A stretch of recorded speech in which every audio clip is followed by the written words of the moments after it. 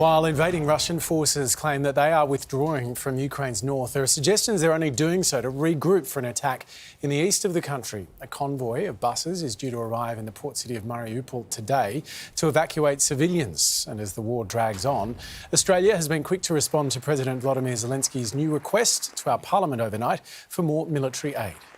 We're sending our guns, we're sending our munitions, we're sending our humanitarian aid, and we're going to be sending our armoured vehicles, our bushmasters as well. And Ukraine's newly appointed ambassador to Australia, Vasyl Miroshnichenko, joins us now. Vasyl, your President Volodymyr Zelensky addressed Australian Parliament last night, and this morning Prime Minister Scott Morrison granted his requests. Do you think we're currently doing enough to support Ukraine?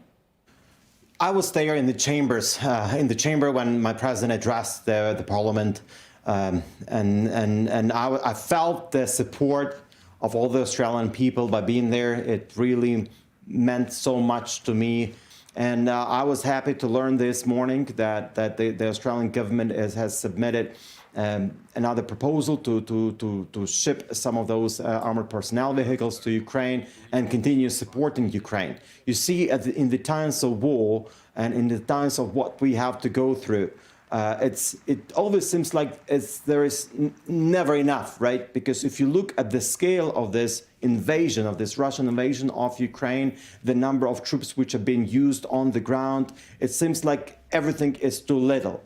But I think that's very important that Australia is supporting Ukraine on a daily basis. There is something coming on the daily basis. Yesterday, there was a tariff imposed on the import from Russia and Belarus. More sanctions on the individuals. So as we move forward, this is what we need. We need to impose more sanctions on Russia, more support for Ukraine. Vasyl, you only recently just left Ukraine. Tell us about that journey from Kiev. That was a very long trip for me and for my family. In the morning on the 24th of February, we woke up 5 o'clock in the morning. We heard loud explosions. We learned from the news that Russians have sent missiles into the airport of Ukraine, into Central Command, into other military targets. We jumped into the car and tried to flee the city. There was huge congestion in town. We didn't manage actually to leave town.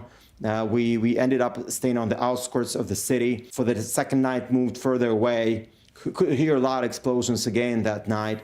On the third day, we managed to find fuel in the city. Fueled the car, left, went to my hometown, about 350 kilometers southwest of Kyiv. About 2 days later, my kids are very traumatized by what they've seen, what they've heard. My family asked me to take them out to Romania. This is where I brought them. I returned to Ukraine. I continued working. I served as an advisor to the Ministry of Defense for about 2.5 weeks. Then I got appointment as an ambassador to Australia. We got on the plane and came here to Australia. Remarkable. What was it like when you first stepped foot in Sydney? Oh, look, we were exhausted. Exhausted from travel, but more we were psychologically exhausted because it's been exactly a month since Russian invasion in Ukraine when we landed on Saturday. And, all this harrowing footage we watch from our phones 24/7, the news that we get from friends, relatives, people we know.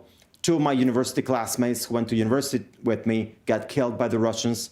This is very personal, it's very emotional, and of course, for me, coming here at the times of war, that's kind of my war. I mean, I feel like a wartime ambassador, and my role here is to mobilize support for Ukraine in Australia.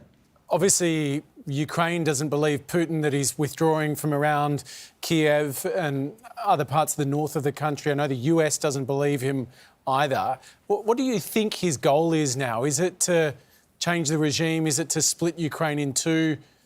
What's he trying to achieve?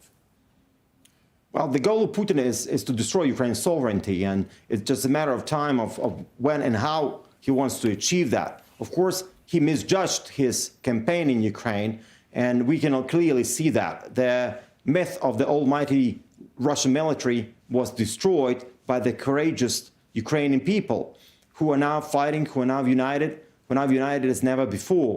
But what we clearly see is that we cannot trust him. We are skeptical about these negotiations. And we definitely see that without the support of our allies globally, it's very challenging and difficult for Ukraine to sustain. Look, Vasyl, it has been fascinating to talk to you. Incredibly insightful, powerful words, and we really appreciate your time. Thank you. Thank you.